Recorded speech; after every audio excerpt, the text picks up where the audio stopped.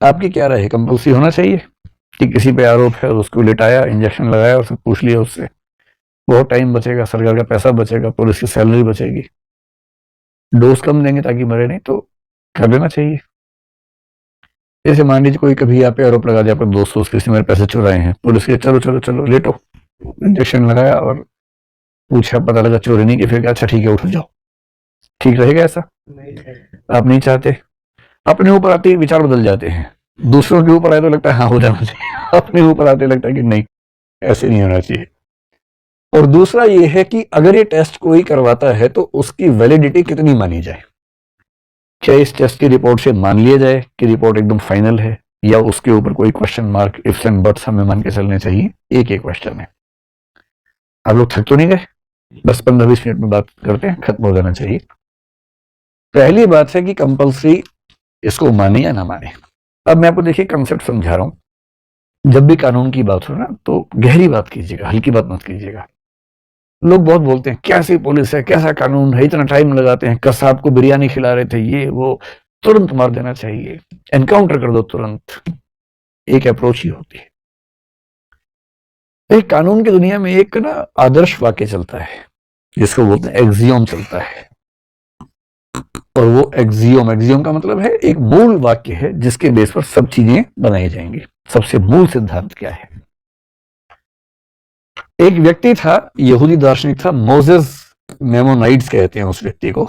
शायद आपने इसका नाम कभी सुना हो, नहीं सुना तो इसका वाक्य तो सुना ही होगा जो मैं बोलूंगा आपके सामने अभी। इनका वाक्य है, कई लोग बोलते हैं पर इनके नाम से उस वाक्य को जानते हैं। वो वाक्य ये है कि 1000 अपराधी बेशक छूट जाएं, आगे क्या है? हाँ वही, एक भी निर्दोष को सजा नहीं मिलनी चाहिए। ये कानून की समस्या पता है क्या है? आप कितनी भी कोशिश करेंगे, कई अपराधी इतने चालाक हैं कि छूट जाते हैं,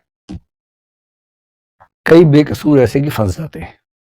हम चाहते हैं ऐसी स्थिति की एक भी बेकसूर को सजा ना हो और एक भी अपराधी ना बचे, हम तो ये चाहते हैं, पर ये हो नहीं सकता। क्यों नहीं हो सकता? क्योंकि हर व्यक्ति का अपना अपना डिफेंस मैकेनिज्म है। अब हम दो में से एक तरीका लेके चल सकते हैं। पहला, एक्स ने वाई की शिकायत की कि इसने मुझे मारा, ठीक। जज क्या करेगा? जज कहेगा कि भाई मैं न्यूट्रल होके चलूंगा, फिर तो फैसला हो ही नहीं पाएगा कई बार। तो मैं एक चीज प्रिजम्पशन लेके चलूंगा। प्रिजम्पशन का मतलब है कि जज की पूर्व मान्यता क्या है, पहले से क्या मान के चल रहा है, इसको बोलते हैं कानून की भाषा में प्रिजम्पशन, पूर्व मान्यता। तो हमारा लीगल सिस्टम हो, अमेरिका का हो, यूरोप का हो, इंग्लैंड का हो, दुनिया के किसी भी सभ्य देश का हो, वो सब मानते हैं कि हम ये मान के चलेंगे कि जो शिकायत है वो झूठी है, जिसके खिलाफ शिकायत है वो बेकसूर है। हाँ, अगर साबित हो गया तो अपराधी मान लेंगे, जब तक साबित नहीं होगा तब तक इसको अपराधी नहीं मानेंगे, बेगुनाह मानेंगे। अब इससे क्या है, शिकायत करने वाले को साबित करना पड़ेगा, साबित नहीं हो पाए तो छूट जाएगा।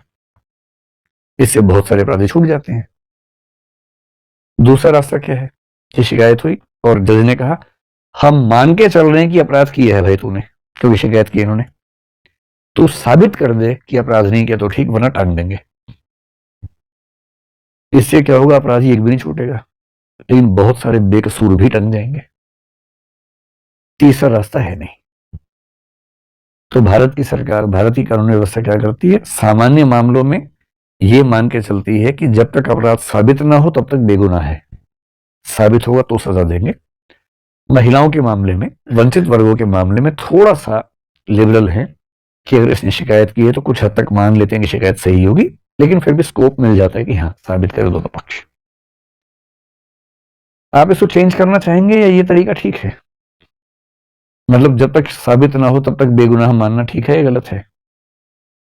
खुद को रख के देखना वहां पर कि किसी ने आपके खिलाफ शिकायत कर दी कुछ भी, कि कल रात को ये सड़क पर तलवार लेके घूम रहा था और मैं पास से निकला, से मेरी उंगली काट दी और दिखाई उंगली कटी हुई है, कहीं और कटी हो क्या पता, आरोप लगा दिया।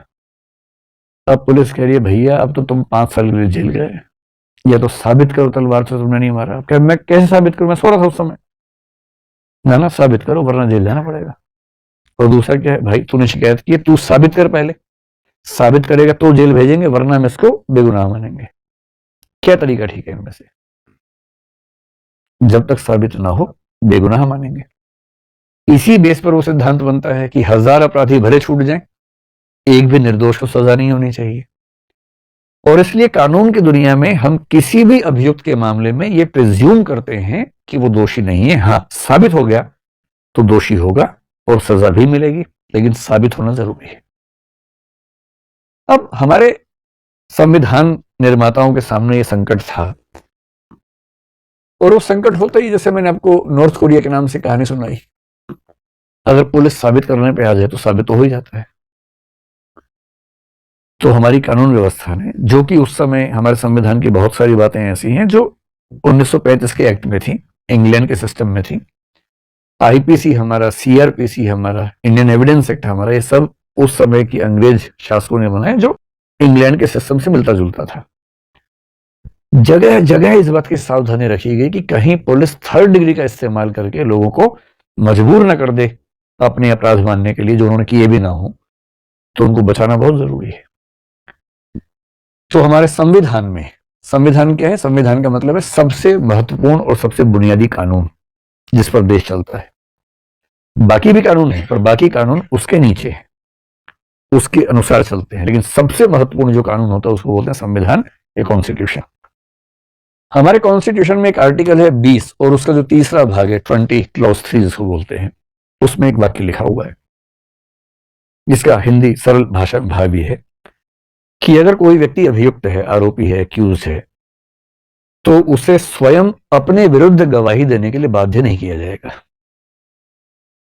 Someone accused for any crime shall not be compelled to be a witness against himself. आप पर कोई आरोप लगा दिया किसी ने, आरोप तो कोई भी लगा सकता है, किस पे नहीं लगते आरोप। अब पुलिस ने कहा भाई तेरे ऊपर आरोप है चोरी का, इधर आ, तूने की है? आपने कहा नहीं। अच्छा, साइड वाले कमरे में चल। और वहां लाठी भाला तोप लेके आ रहे, मार मार के अंत में आदमी को लगता है यार चोरी मान लेता हूँ, ठीक है, ये तो जान से मार देगा। हमने कहा हाँ मैंने चोरी की, मैंने चोरी की। बोले भाई हम तो पहले कह रहे थे, चल लिख के दे मैंने चोरी की। मैंने कहा मैंने चोरी की है। अदालत में देखा है, हाँ जी इसने चोरी की है, वो लिख के दे रहा, बोल भी रहा है, रिकॉर्डिंग में है इसकी पूरे से। जज ने कहा अच्छा तुमने चोरी की है? आप कह रहे हाँ जी मैंने चोरी की है, तो जाओ फिर 1 साल के लिए जेल में। हो गया फैसला, केस बंद, पुलिस इफेक्टिव है, जबरदस्त तरीके से काम चल रहा है। पर ऐसी व्यवस्था तो हम में से कोई नहीं चाहता।